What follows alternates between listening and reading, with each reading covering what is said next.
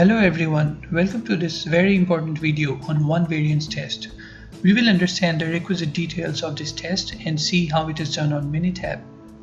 One variance test helps us to estimate the variance or standard deviation of a population. It compares the standard deviation to a target or reference value and also calculates a range of values that is likely to contain the population variance or standard deviation. We use this test when x is discrete and y is continuous. We have two different methods to conduct this test. First is Bonnet method, where we need the sample size to be greater than 40 so that even if the data is mildly skewed, we will get accurate results.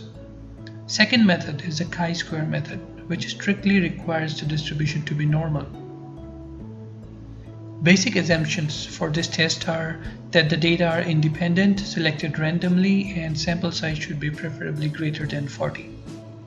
Null hypothesis is sigma equals sigma sub 0, and alternative hypothesis could be either not equal to, greater than, or less than, depending on whether we are doing a one-tailed or a two-tailed test. Here sigma is population standard deviation and sigma sub 0 is hypothesized standard deviation. A point to note here is that if we are testing the variance, we should substitute variance, that is sigma square, for standard deviation sigma in the hypothesis. Test statistic for a one variance test is a statistic for chi-square tests that measures the ratio between an observed variance and its hypothesized variance. In this formula, n is the sample size and s is the sample standard deviation. Let's look at the rejection criteria in details now. There could be three scenarios. First, for a two-sided test, if the test statistic is less than the first value or greater than the second value, we reject the null hypothesis. If it is in between, we fail to reject the null hypothesis. Secondly, for a one-sided test with alternative of less than, if test statistic is less than the value, we reject the null hypothesis. If it is not, we fail to reject null hypothesis.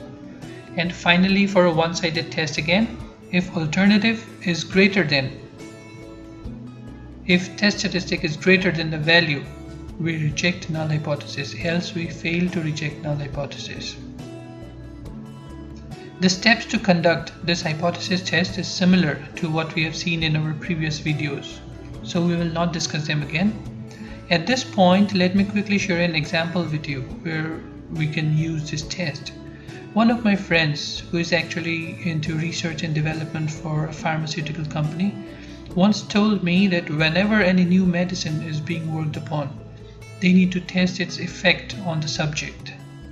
They would collect a sample and see if the standard deviation of the measured effect varies from a target or reference value, which is approved medically, of course. They actually use a one variance or standard deviation test to validate their hypothesis. One very important point to remember here is that the Bonnet procedure is not associated with a test statistic. However, Minitab uses the rejection regions defined by the confidence limits to calculate a p-value. However, when you have summarized data, Minitab cannot calculate a p-value for the Bonnet method. Now, let's look at the steps to do a one variance test on Minitab. We click on Stats, Basic Statistics, One Variance.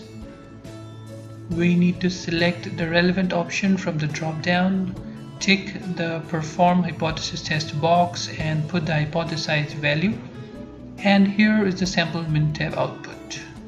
We are primarily concerned with the p-value. It gives the p-value for both chi-square and Bonnet methods. We use the most relevant one for our analysis, basis the sample size and the distribution of our data set. If p-value is less than the significance level, that is alpha, we reject null hypothesis.